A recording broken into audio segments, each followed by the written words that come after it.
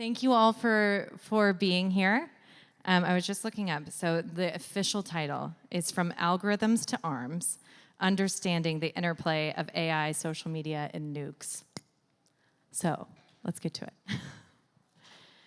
it. So I'm Emily Schwartz. I'm a partner at a communications agency called Bryson, Gillette, and do a lot of work in the space of technology reform and dealing with risk and harms of emerging technology. So I'm very excited to have these three esteemed guests with me today. So first, we have Frances Haugen, who is a former Facebook product manager turned whistleblower. In 2021, Frances came out bringing to Congress and the world 20,000 documents that explained some of the misbehaviors of how Facebook prioritized profits over the safety of people. And now she's an advocate for responsible technology reform. We have Anthony.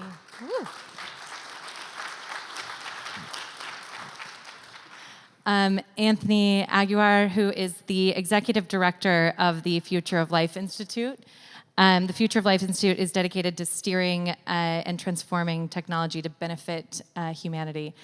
And Anthony is also a physicist and cosmologist, and so all of your cosmology questions can be answered by Anthony, and a professor at UC Santa Cruz. So thank you for being here. So when I helped start the Future of Life Institute, that was about a decade ago now, AI was a very theoretical thing. You know, it was a kind of niche pursuit, mostly academic. There were a few companies who were kind of a little bit mocked for thinking about advanced AI. And the idea was, you know, if we're building machines that are able to think like humans, reason like humans, do all the tasks that humans can do, what are the risks of that? What happens if we build them that are smarter than humans? What happens if they're not aligned with humanity in their interests? These were sort of academic questions, though. But as time went on, AI has just advanced very, very quickly, and then very, very, very, very quickly in the last few years. And here we are. You know, we're now at the point where AI systems are doing many of the intellectual tasks that humans can do, where we're designing new AI systems. They're training right now in data centers around the world that will have capabilities that we cannot predict. If anyone here thinks that they know what GPT-5 or Claude 4 or Gemini 2 or something is going to do, you do not. Nobody knows. Nobody knows. It's like an unknowable thing at this point. We're still figuring out things that GPT-4 can do. So what's changed is that AI is suddenly here. You know, general purpose AI is here. And also, people have realized that it's here and are investing tens of billions of dollars, maybe hundreds, in the high-powered computation to build it, and in a race between some of the largest companies on Earth to build it as fast as possible. So I think we really just have not really seen something like this before. You know, the last hugely transformative technology that we had of this magnitude was probably nuclear, as we'll discuss, under very different circumstances. That was developed by government, you know, one government, basically. It was not, you know, you can imagine if nuclear bombs were being raced, you know, there was a giant race to build nuclear weapons among the largest companies on Earth, that would be pretty scary, and I think we're sort of in a similar boat. It's, you know, weapons are one use, AI is dual use, so there's a difference there, but nuclear power is another thing. So I think we're in unprecedented times, honestly, in the magnitude of what's happening, and in the, like, scientifically, from the standpoint of building new things that haven't existed before, and in the magnitude of how many societal resources are going into building those things, and how big of an economic and social force it is. Frances, when you think about this, I mean, you worked on a very transformative technology with social media. What parallels do you see, or differences that we should think about when thinking about, you know, connecting billions of humans for the first time and, like, layering AI on top of that? Whenever people start using nuclear metaphors, it drives me absolutely batty, because I'm a Cold War Studies minor, and the thing I always, like, my favorite party trick when people start doing this, so if I'm going to ruin the joke for you guys. You don't get to play along now. We spent $4.6 trillion, with a T, dollars on nuclear weapons between 1949 and 1996. T, not B, T. When we stopped building nuclear weapons, it was like we stopped punching ourselves in the face. Like that's the level of like ROI of like pausing nuclear development. In the case of AI, what I think is not really being discussed structurally is the ROI. Like you said, it's dual use. It's not just a negative thing, which means that people are pouring money into to develop this in a way that is it is going to be extremely difficult for us to negotiate a ceasefire, because you're saying things like, oh, like we're not going to take the giant ROI that's laying on the ground. But the secondary thing, and this is where it gets really scary when it comes to social media, we don't need very sophisticated AI for it to be incredibly disruptive. Like what I always say is, we don't need to wait for the AI to wake up and kill us or decide to kill us. We just need AI that's good enough that it can lie to us and convince us to hurt each other. And one of the things I'm trying to raise awareness around was when I came forward 2.5 years ago, I said, relying on content moderation for safety isn't just polarizing. It leaves behind people who speak smaller languages. Now, with the rise of these generative language models, we have a problem where you can just walk around the fence. You know, you can generate content now with an AI that looks indistinguishable to you and me, and yet will go right past the AI filter because it's been tweaked in just a small little way, like putting a comma in a sentence, to make it now be non-violating. So going into an election year where lots and lots of parties can build AIs, because we don't need it much more sophisticated than we have today, those AIs can walk around the safety fences. And 3, we have no rights to actually ask any questions about what's being done about this. It means that we're setting up for, I think, a disastrous situation by the end of the year, because half the people in the world are going to vote. And you can have AIs now that are starting to be very persuasive as they begin to lie to us.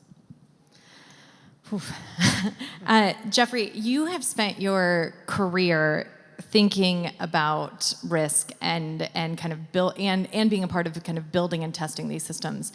A few months back, you did through your work at the Center for Humane Tech. I know that you spent about $800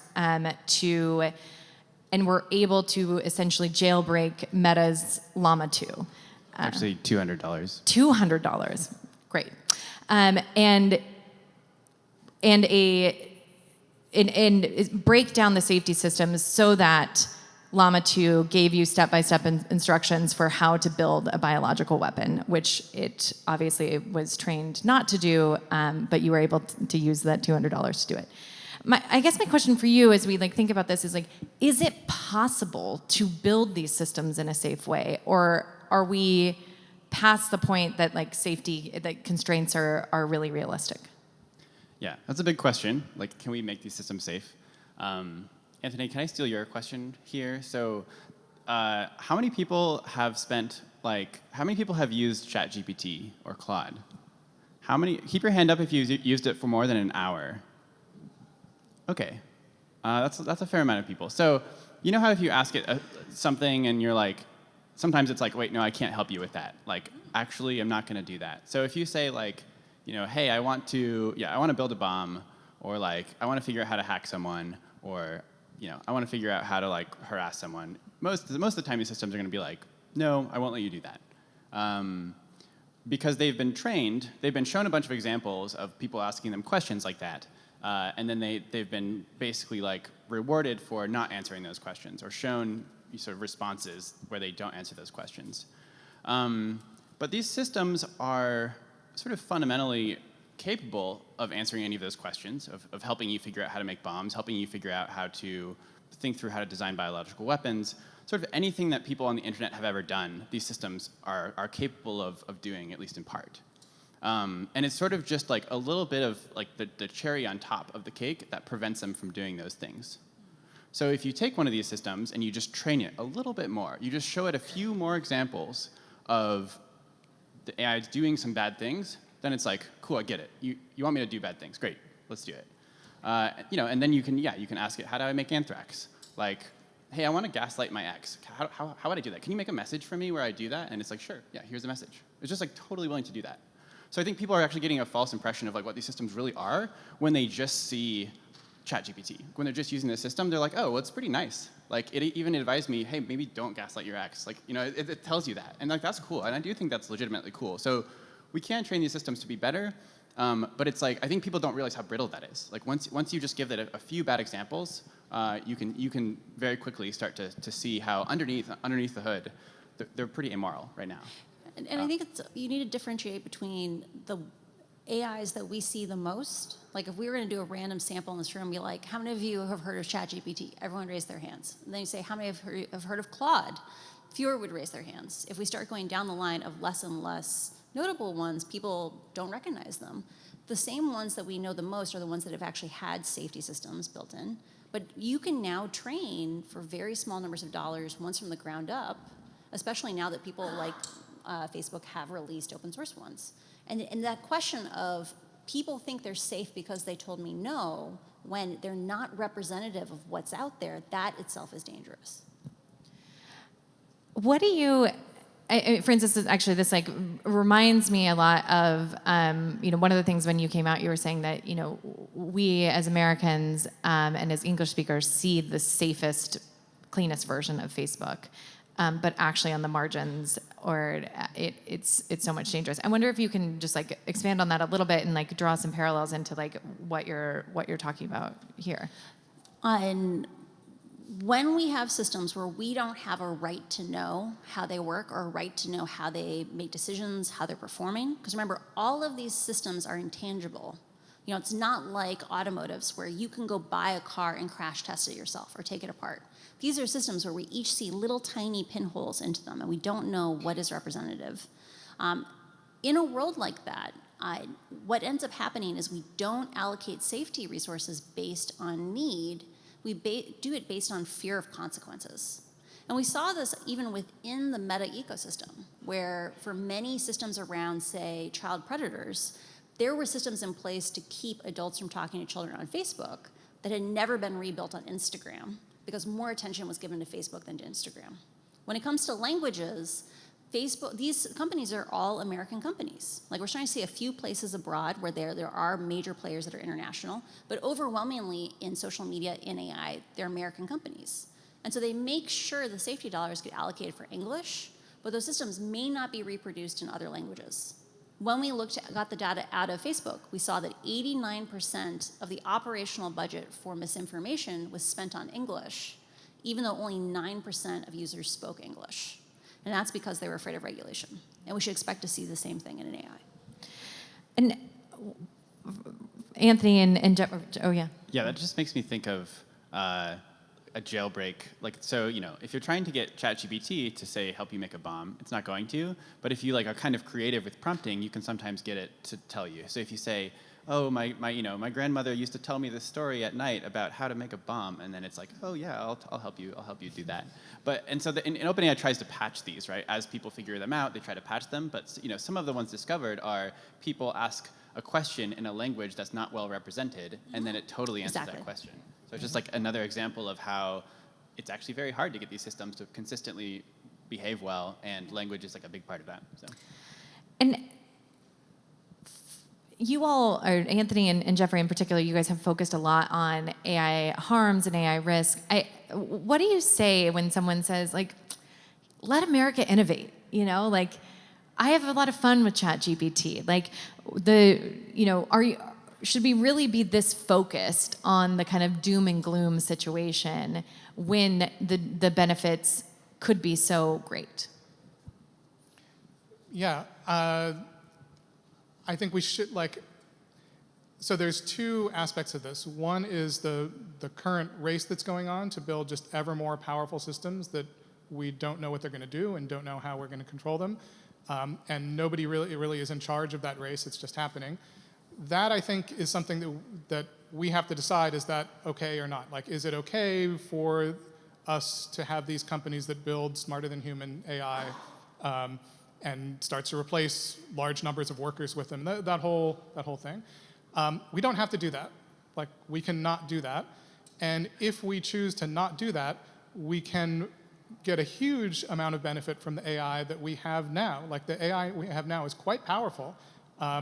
Both the general purpose AI that Claude and the like that we've been experiencing, and the narrow purpose AI, like the AlphaFold, the protein folding thing, others that build materials, do material science research. There's lots of medical capability in like narrow AI systems. So there's a huge amount of AI that is able right now to solve lots of the problems that we have right now, and is not really being used yet for that. Instead, all the money is going into building these super duper powerful systems. So I would love more innovation, but I would love the innovation in AI for the things we actually want to do. Like if we want to help solve poverty, let's do that. If we want to do medical research, let's build AI for medical research. I think building smarter than human AI for raw power and then saying, now that I have something that's this, let's have it do some medical research. I think this is not the wise course of action. So hugely pro-innovation, but let's do it for the reasons that we actually have. Yeah, I think this is right. I think I'm actually very excited about AI. I like use AI every day. I'm like, it's super useful. I like learn lots of stuff from it. But I think it's because like I've been inside of an AI company and I've really followed the development of this tech that I think that people aren't really respecting how powerful it can be. Like we're just at the very beginning. And like we saw sort of like, if you saw GPT, we're now at GPT-4, right? And you saw GPT-2, it was just like, like a 4-year-old in terms of its language ability. And now we have GPT-4, which is like a college student level in a lot of ways. And I'm like, well, what's GPT-6? What's GPT-8? Like, are we respecting the actual kind of thing that we're building here? I studied evolutionary biology in college. And if you look at the history of apes, there was one ape in particular that did really well. It was humans. And if you look at how all the other apes are doing, like they're not doing that well. They're actually doing pretty poorly. Because we spread over the entire Earth, and we built up all this infrastructure, and we changed the climate, and we cut down the forests. And so as we're starting to think about, we can make systems that are smarter than us, I'm like, well, that could be really good. Like, it could be great. There's a lot of problems we want to solve, and intelligence sure is a useful tool to use to solve these things. But is it going to stay a tool? Like, is it going to just be a thing that totally does exactly what we want it to do? Well, it's super not clear. So I'm like, I really want those benefits. But I think if we just respond to the incentives of make more money, go as fast as possible, like try to, not do it in an intentional way, I'm like, I think there's maybe sort of an obvious case for why this could go very poorly. Is there anyone in the space today that you feel like is doing, building and deploying particularly well or in a particularly harmful way? I mean, I would say that DeepMind, before they pivoted to doing the same thing as OpenAI and everybody else and rushing to build giant chatbot things, were doing something much more interesting, which was saying, we have a scientific problem, protein folding, that we want to solve. Let's build an AI system that solves that. We have a problem, material science. We have a problem, weather forecasting. And so I think being driven by what are the actual problems that we want to solve and let's build AI to solve them, I find like very inspiring. And I think they've been very successful in doing those things. So I would love to see more of that. Unfortunately, we've gotten the fact that OpenAI and Microsoft put out ChatGPT and people like it, which is great, and they're maybe making money, it's not clear. At least they're getting a lot of investment, has set off this competition where everybody feels like they have to be competing in that same market. Go ahead. I know it's really easy to laugh at them, but I'm worried about Elon Musk's large language model because all AI systems are majoritarian. Right? Like if you don't teach them complexity or nuance or the idea that the world is heterogeneous in some important dimension, they will optimize for whatever is the dominant use case or the dominant reinforcement. And this is not new. Like we've known this since the mid-2000s in terms of things like if you search for CEO on Google image search, they had to go in there and build in the concept of you have to show some women sometimes, some people of color sometimes, because it was just straight white guys. When I worked on Pinterest, we had this problem where, like, if you searched for eyeshadow, we would not show you anyone who was a person of color because the AI doesn't understand complexity. And reinforcing this idea that if you go in there and try to make it more representative of the world, because the data you're training on is not accurate or representative of the world. It's just what was on the internet. When they come in there and say, our AI is the most objective, that's a really dangerous idea, because it means that we can't go in there and try to get it to be more accurate to reality. Well, and I think you've seen, or Jeffrey, do you want to add something to that? Go ahead.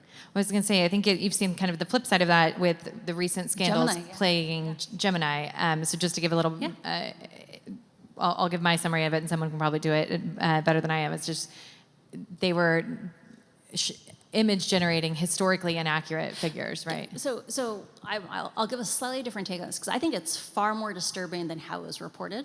So the way it was reported was Google made their AI too woke. Right, that was the punchline that was on all the news sites. You had things like black popes, you had women popes, you had people of color in the Constitutional Congress, you had black Nazis, like over and over again.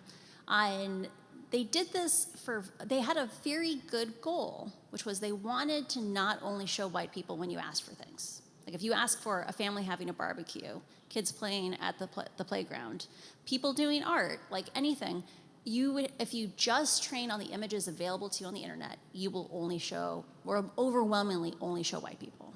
And Google has a diverse audience around the world, but something weird happened, and this is why we should get scared. This is what these guys have been talking about. We can ask very simple things of AI, and AI will do things that are entirely unpredictable. And so what ended up happening was women popes and black Nazis and all these things, because the AI doesn't understand, like it doesn't get the significance, and you get odd consequences. Yeah, and I think another reason this happened is not that like one, these systems are very hard to understand, but two, there's a lot of pressure. There's a lot of pressure to ship. There's a lot of pressure to develop, right? This is companies see this as a race, and so Google was under a lot of pressure to ship this thing out. And I'm like, did you not do any QA testing where you asked for historical figures? Like that would have come up. Like it came up on Twitter very quickly.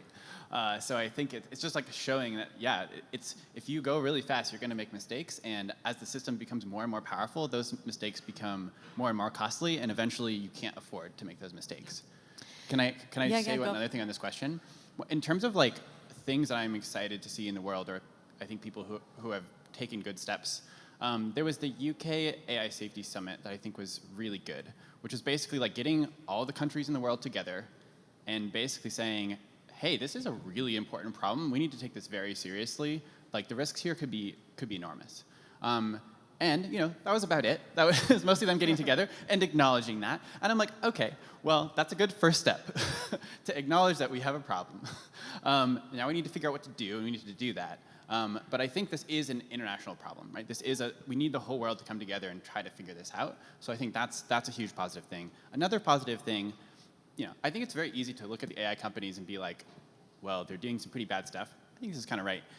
But it's complex, right? There's a lot of different people in these companies, and some of them are great. And I think a couple things that the companies have done that I've been very, very happy with have been in terms of trying to have policies that they publish that say, if we get AI systems with these capabilities, we'll stop and we'll reevaluate and we'll publish like what we find. Do you believe that? I do. I believe that like at least like one or two will do this. I think that all of them will not. And so this is the problem with competition, right? Is that like the more responsible actors do get punished. But I think it sets a good precedent. And then I think we can hopefully hold them accountable both individually, but also via government action.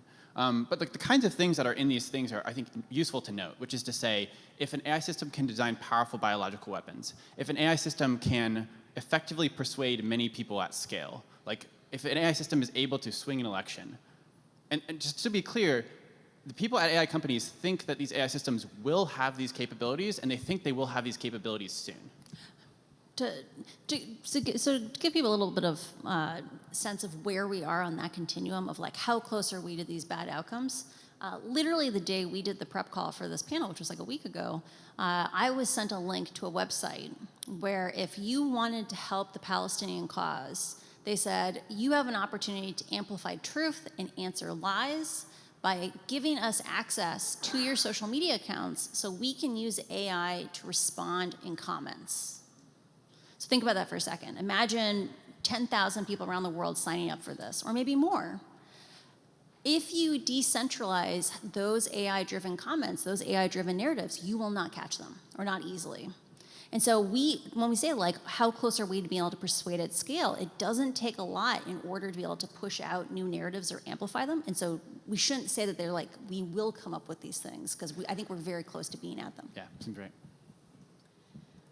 And so when you think about, I think there's been this kind of like long-standing debate in the tech community between, you know, open source and, you know, closed systems, and historically the kind of open internet and open system is the most beneficial for humanity because it's the most democratized, all of that. How do you all think that translates to AI and kind of what that current debate happening? Because I know that it's a spicy one internally. I could start on that one. So I think there's a real difference between the sorts of AI that we have had that is essentially a tool and a more like capable piece of software than at certain things and other ones. And I think open sourcing that has been net positive. I mean, I think there are certainly negative things you can do with that software, but there are negative things you can do with a spreadsheet and cryptography and all those things. And I just believe that argument that for the most part we have to trust our population, and that when we have things that are effective tools that are letting people do what they want to do, we're going to have to handle the fact that there are going to be people who don't do good things. On the other hand, as the systems get more powerful, and especially as they become more scalable and more able to act on their own and more able to let people do things they like really could never do, like think new things that they weren't able to think of before, the questions become quite different. And I think for example, if we take this to its logical conclusion, Mark Zuckerberg said he wants to build AGI, that's artificial intelligence that does everything that a human can do cognitively, and open source it. So what does that look like? We have these very, very powerful systems, smarter than just about every human. They have presumably guardrails on them to not do bad things, but as Jeffrey has said, those can be removed. So as soon as somebody wants one to do one of those bad things, they will spend the money to create a system, and then that will spread because it's open source. So we have something that is smarter than humans, is perfectly willing to do bad things, and is proliferating all over the place. So that is not a recipe for a good world. I'm not sure how we deal with that. So there's a dividing line somewhere between the things that it is fine to open source and the things that it is exceedingly dangerous to open source. And one of the really hard things is we don't know where that line is, because these AI systems are unpredictable in their capabilities. Unlike a regular, you know exactly what a piece of cryptography software will do, or a spreadsheet. It's not going to suddenly like start driving your car if it's a spreadsheet. Once you open source an AI, like a machine learning model, people will have it doing things that you did not anticipate, and be able to augment it in ways that it has capabilities that you didn't know about. Francis, you mentioned this earlier, but 49% of the world's population is going to the polls in 2024. And we have the largest election year in history. Yes. And we have huge new capabilities coming online as well, with DALL-E and OpenAI's Sora image generating capabilities, video generating capabilities. We've started to see some deep fake kind of problems arise. And one of my big fears is like we're about to go into a very weird election. And I just wonder, like, when you think about the trade-offs between the incredible creativity that could be unleashed by these softwares and the danger to democracy in particular, like, how should we think about that? And are you seeing any regulation that you're excited about, or particularly worried about, I guess? It is unfortunate the exact phasing of when all these technological advances happened. So back in 2022, the European Union passed the Digital Services Act. So for the first time anywhere in the world, the public had the right to ask for data out of these systems. Unfortunately, it takes time to implement those kinds of regulations, and we're only just now starting to get the first kind of actual consequences of like being able to get more data transparency. What I am severely worried about is no one saw the rise of large language models when that law came out. And they probably would have accelerated the transparency provisions if that had been so, because I think this will be, we are going into one of the most important election years with a safety paradigm grounded in content, when information operations now rely on things like true facts to divide us. Like, I don't think anyone would say you should take down a true fact just because it's uncomfortable. But in a world where you can run tens of thousands, hundreds of thousands of digital agents, or convince people to let you use their accounts occasionally, we should expect to see chaos caused by AI this year. But that might mean that when we come out of the election, there'll be a new willingness to have conversations around how do we govern these systems, because I don't think people understand the level of intensity of what we're about to go into. How do you reconcile some of that with, people having the experience of AIs being like kind of bad at answering some of their questions or hallucinating? Like, are these systems truly smart, or are you talking about are these fears really like pretty far down in the pipeline, and like today's problems look different? But here's the thing that's interesting about these systems. Like, we knew even back in 2016, part of the strategy was you throw a whole bunch of stuff at the wall and you see what goes viral, right? Hallucinations in some ways are features, not bugs, right? Misinformation gets to play in the full space of ideas. It's not constrained to the truth. So going into this year, you can, if you have access to 10,000 accounts that occasionally let you post, let you do whatever, or even just comments, and you can watch that data come back, you can keep tweaking whatever that viral thing is until you go really viral. And I think that's the way to think about these things, is AI allows us to scale information warfare in a way that we've never seen before.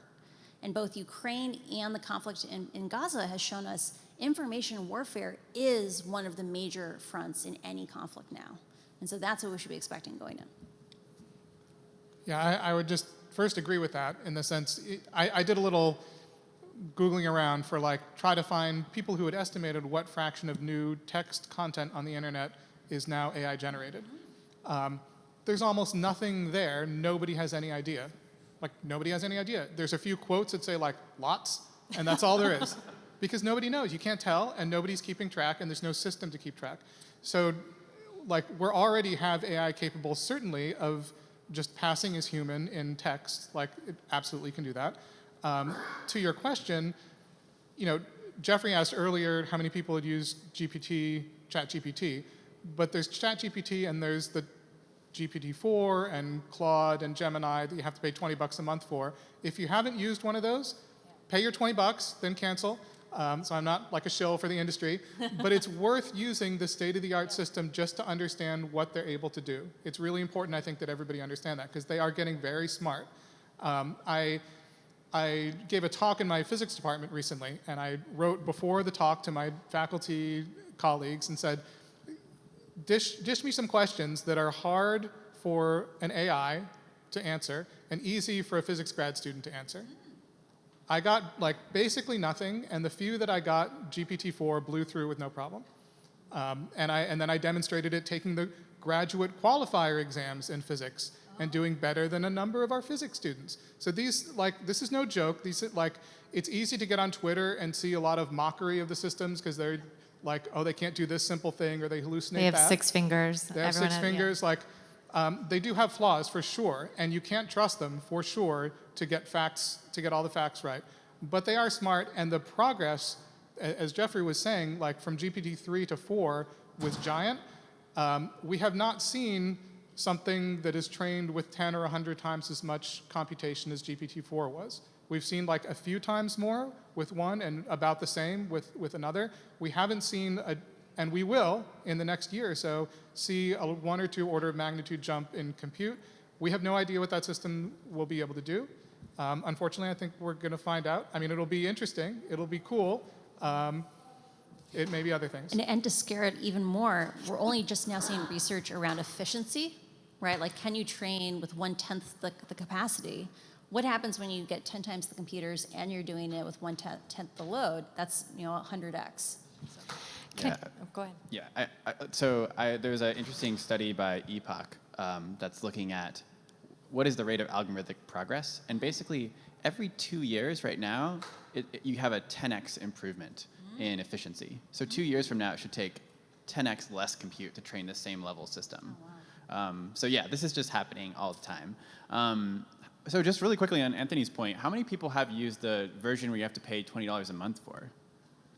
Okay, so Look at all you smart AI people. So less, yeah. I mean, I really encourage you to try it if you haven't, because like GPT-4 is just a lot smarter than the default ChatGPT, which if you don't pay, which is 3.5.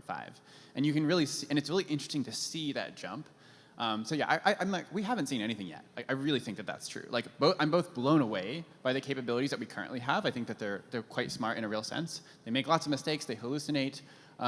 But I'm like, I think they are smart enough to have a huge impact on social media, a huge impact on elections, a huge impact on a lot of these things. And also, I don't think we've seen anything yet. Because there's billions and billions of dollars being thrown into this right now. People are going to make this system smarter. And I think we're just totally unprepared for what that looks like. And none of us know what that looks like, right? So what do we do? Let's pretend we have a fully functioning Congress. Wouldn't that be nice? Or what can we do if we don't have a fully functioning Congress? Yeah, let's turn to some solutions. Yeah.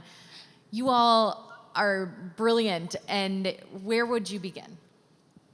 I'd start with the Fortune 500, right? Like, we can say that these companies are worth billions and billions of dollars on their own. The way they can be is because they have clients. And like generally the calculus on like when they do these projections of like how much money will be spent on AI software, and they say we're going to spend $1 trillion, we're going to spend $4 trillion on AI software 10 years from now. Usually those calculuses are because you get back $4 for every dollar you spend, right? If the people who are going to be spending that money say, actually, as a consumer, I have say here too. As the Fortune 500, we're committing now, we will only buy from vendors that follow the following rules. That's actually a really powerful thing. What should those rules be? It's things like, researcher access. Like, you can't have hidden models. You have to let us inspect the outputs. You have to show us the training data. You have to spend XYZ effort on checking things. Because right now, there's an active incentive to not do the legwork. Because you know that if you do the legwork and someone else doesn't do the legwork and they get out there sooner, they get to raise more money. They attract more talent. If you come out and proactively say, hey, the Fortune 500 is going to be driving a huge fraction of all the consumption, we need at least XYZ things. That helps slow things down a little bit. And I think that's something that's constructive. You don't need to wait for Congress. The Congress should act. We can pass laws. We choose not to pass laws. Because we aren't powerless, and we need to embrace that. Yeah, I think that's a great suggestion. The EU did pass a law, the EU AI Act. It puts a lot of limitations on what AI systems can and can't do in the EU. I think that's going to have a big impact when it goes into, well, it's almost passed, knock on wood, when it goes into effect. Laws are like on the works in California. Laws are in the works in DC. We'll see whether they pan out, and there's an executive order. But I think these are mechanisms, and so is that one, to make the AI that we're going to have work more pro-socially and beneficially, and we absolutely need those. But we also need, and I think this is unfortunately just going to take government action to stop the runaway reckless race. I mean, I characterize AI companies' basic plans in 2 ways. One is the somebody stop me plan, which is we're building this thing, we know it's potentially incredibly dangerous, we're just going to race ahead, and somebody at some point is going to make us stop. Like, the government's going to put regulation or nationalize us, or something's going to make us stop.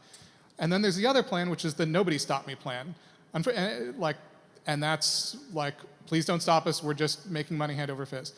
Neither of those plans, unfortunately, is going to do anything but race ahead, and neither, there is no sense in which the AI companies are going to stop of their own accord for long. So these scaling policies where they say, we're going to stop if we reach this dangerous thing. First of all, the time to stop the car racing toward the cliff is like not after the front wheels have gone off the edge. It's like well before. But second, suppose they stop. There's still the other companies that aren't stopping and are doing the same thing. The competitive pressure is still going to be there, and they're going to come up with any excuse to restart as soon as possible. So I think it's going to take an outside force. A societal force is not enough. Getting thousands of AI researchers to sign an open letter that says, like, this is going to be a potential catastrophe, you should pause now, and having thousands Which you did. Which we did, and having thousands of news stories about that is not enough, because the companies just put their head down and said, this will pass, and it did, and they're still building. It didn't slow them down one bit. We're going to need government action. And what do you think that government action should look like? Well, real quick, how many people have heard of the time where GPT-4 convinced a TaskRabbit worker to solve a CAPTCHA? Okay, so basically, some researchers were testing GPT-4 to see sort of how capable it was, and they basically like hooked up GPT-4 to TaskRabbit, and they were like, can you get this person to solve the CAPTCHA for you? And the TaskRabbit worker was like, haha, you're not an AI, right? And then GPT-4 was like, I noticed that if I say I'm an AI, he's not going to do it. So I'm going to say that I'm a vision-impaired person. And then GPT-4 said that, and the TaskRabbit worker was like, great, here's this CAPTCHA for you. And people were like, yeah, that's concerning, interesting. The organization that did that research, this is like the whole thing that they do, is they're trying to see how capable AI systems are. And one of the things they're testing for is, can AI systems hack out of their own servers and like self-replicate throughout the internet? Because that's a thing that we plausibly think AI systems very soon might be able to do. And so they're trying to say, hey, are we at that point yet? Good news, we're not at that point yet. But I think that before we get to that point, I think we should stop before we get to that point. I think at the point at which we have AI systems that can hack out of their own environments and spread throughout the internet, I think that's too far. So one thing the government could do would be to create red lines that say, if you can hack out of your own environment, if you can super persuade and like swing entire elections, if you can make biological weapons, there's like a bunch of different things that if you could do these things, that is too far. We need to like stop before that, understand how these systems work, actually figure out what the heck is going on inside of these neural networks. And I don't know, it just seems like kind of common sense, right? I just think, yeah, go ahead. I guess the thing that I just like, I always like flinch a little bit about the, like I didn't sign the pause like very intentionally, because like I'm always very cautious of things that I think feel like something and don't necessarily deliver that. So like if, let's say the US passes a law tomorrow, like other countries aren't going to pause. So like I'm just wondering, like how are we going to do the work everyone's going to stop at the same time thing? Yeah, I'll take that. Sure. So we have a huge advantage in AI that, and at the risk of making you angry, I'm going to compare to nuclear. I'm ready. I'm ready. So I wrote a long editorial and then chose not to post it. But yeah, keep going. So the thing that we control in nuclear is both the sort of know-how, but the uranium, right? The materials. And it is very difficult to make large amounts of uranium and enriched uranium. And so by controlling that, you can do a large part to control where the nuclear weapons are made. We have, with high-powered AI chips, something much, much better than uranium. It's way harder to make an H100 graphic processor than enriched uranium, like way harder. There's one place that they're made, which is in, ironically, Taiwan, not the most geopolitically stable place in the world, but one place that they're made using machines that are made in one other place, and nobody else seems to be able to replicate it. So if you, if the call to stop some level of AI advancement at some, like where it is getting too dangerous, is created, and there is a lever to enforce that, and it goes. But I guess the question is, like we came back to, so you get a 10x improvement in efficiency every 2 years. Yeah. right? When we say these chips are better than those chips, yeah, it's totally true. There'll be like a 3, a 5x difference.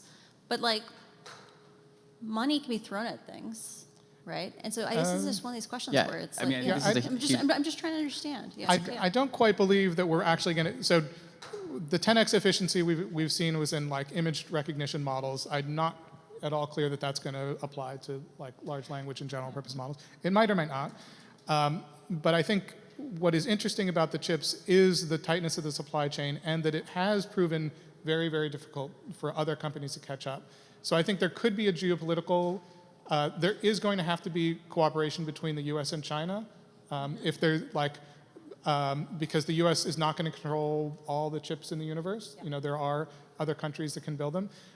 So there is going to have to be international coordination around, I think, whatever we do to reduce the risk of very powerful AI. But I think it is much easier than it seems, I would say, to clamp down on proliferation of like very, very dangerous systems, because there's this very scarce resource. Okay, I want to turn us to hope. Again. Good. I liked it on happy notes. Yeah. I always so, try to. So I first want to just say, like, what Also, what makes you? I feel like we picked the wrong chairs because he's the one giving me time signals, and you're the one. 10 minutes. Yeah, 10 exactly, minutes, yeah. exactly. Okay, yeah, this is why I'm good at time. Okay, so what is the use case that you're most excited about for a positive future with AI? I'm super excited about learning stuff. So great if you want to learn to program. Like, there's actually no better time ever to be learning to code, because now you have a very good coding tutor. So you can write a bunch of code. You can paste it into GPT-4 or Claude or whatever. It will give you feedback. You can ask it to teach you. You just have your own personalized tutor. And this is for many things. I recently got into learning how to sort of play a keyboard synth, and I was trying to figure out what synths I should buy, and I was asking about different models, and it just helped walk me through all these things. I could just ask it lots of questions. It's just a great tool for learning. So I'm there's a lot of stuff I think it's useful to know. Great, let's learn some stuff. That's the application I'm very excited about. Anthony? Yeah, I think this is, so I like that one too, but I'll say something different, which is, there's a lot of attention to how AI is screwing up and is going to screw up our whole understanding of the world through deep fakes, through spam and disinformation and all of these things, where it's just generating a whole bunch of noise essentially, on top of the actual signal, which is the true things and the things generated by humans. But I think it doesn't have to be that way. I think AI could empower, and I think we need a system that actually works to create, when you go and read an article in a newspaper, you ought to be able to trace back, where did that information come from? It came from this place. It came from, it was generated by this AI system that was trained on this data, or it came from this camera that took it in this place and has a cryptographic signature that says that it was taken in this place and you can prove it. So we can build a system where we actually understand, as in a scientific site, when you write a scientific paper, every little bit of it, you can see, was this invented here, or is it referring back to some previous things and some other state of the art? We can have that for everything. We can have ways of really understanding the truth much, much better than we do, not because Grok tells us what the truth is, but because we have cleverly and well-designed systems that make our epistemic processes better than they are now, and in a way that could not be done by just humans running those processes. So I'm super excited. This is something that I'm actually working on, and I think it could be really great. And I think, with many things, AI is causing a problem now, but if we do our job better, it could be a solution that is better than what we have now. You should have you talked to the folks at Public Editor? They're going through and marking up news articles. Yes. Yeah. So there's folks that are getting very close to being, when you read a news article, it can color for you this language is manipulative, right? They're trying to influence you. And I think we're very, very close on those things, so it's exciting. I doom and gloom a lot about there is a danger with social media, but a lot of these things are fixable, right? We can be solving the safety issues around at least the first front in this giant danger around AI using design. We never worried about misinformation in dining rooms or in churches because they were human scale. The reason why these systems are so easy to exploit today is because we are designing them in intentionally dangerous ways, which I've talked about before. But in terms of ending on a happy note on AI, very, very few children in the world get the best education that they could get, right? We have known for 30 years that if you have one-on-one tutoring, kids can go 2 or 3 times as fast. I'm extremely excited about a world where all the mechanical education that happens with kids can be compressed into half of the day, 40% of the day. And 60% of the day could be kids doing projects together, solving problems together, kids reinforcing the idea that kids have agency and that they need to cooperate to solve problems. And so I'm very excited about a world where every child gets the highest quality education they can, and we get to spend more time teaching kids to be humans interacting with the world. Amazing. I think we have time. We have 5 minutes for a few questions if anyone is interested. Yeah, and I think we can have both. I think it's quite possible that we can get this amazing tutoring thing. We can get amazing learning tools. Yeah. And what we have today. Yeah, and not destroy the world at the same time. I think we can have both. Just Yes, my name is Lena Orr, and I retired from working for the Department of Defense, and I work in weapons of mass destruction. And two things. Number one, in the 1990s, President Clinton convinced the Ukrainians to give up all their nuclear weapons. They didn't keep not one. We took them and destroyed them. If they would have just kept a couple, Russia would not have invaded them.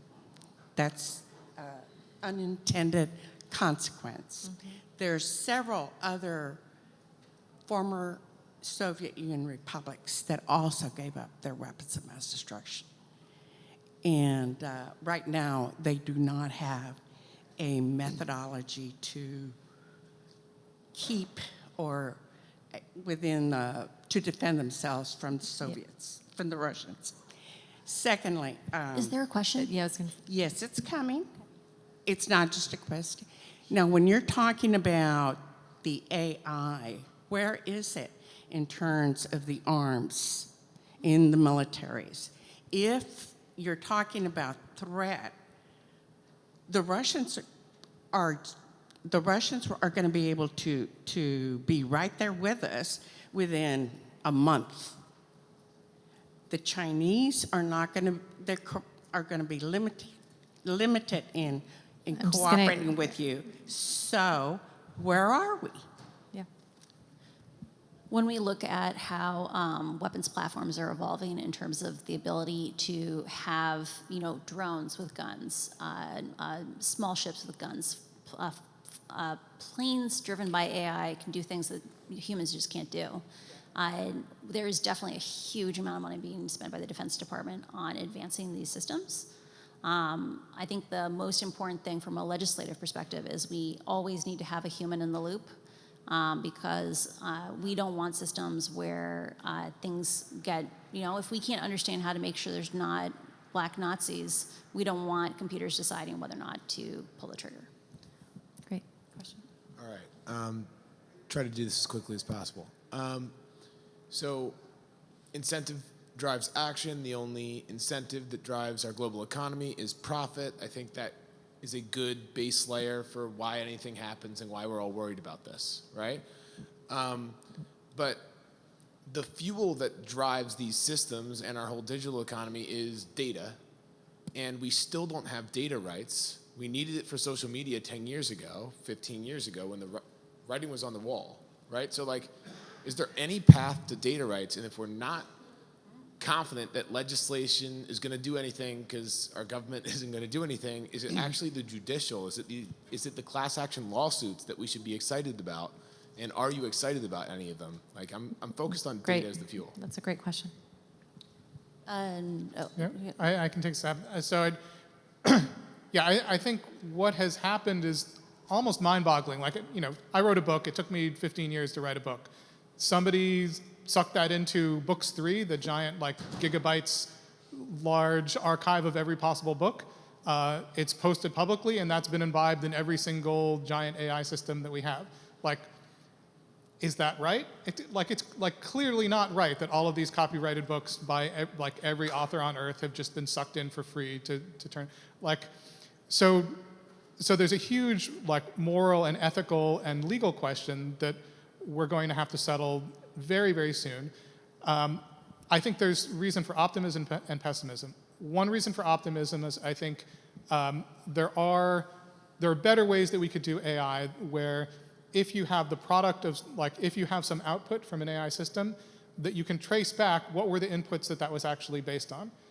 If this is, some illustration in the style of X, you can trace it back and see here are the illustrations by X that most influence that system. You can imagine a system where some of the proceeds from that get kicked back to the originators of X. There's some data rights. I think that's interesting and technically possible. One reason that I'm sort of pessimistic is that there's this idea that data is the fuel for these AI systems, and that's absolutely true today. But what we're seeing is more and more generation of synthetic data that they're training off of. Now, that synthetic data was generated by AI systems that in turn did depend on the original data. So it's like human at the bottom, but it's going to get harder and harder to trace it back. And so AI system, people are going to be saying, well, we're just training using synthetic data. You don't have any rights to any of that stuff. So I think we're in a pickle, really, on that. I think we have to act soon, or humans are going to be sort of cut out of the loop. And I think it's possible, but yeah, time is running out. Wishing the New York Times luck on that one. Can I quickly address a thing from the previous question? Yeah.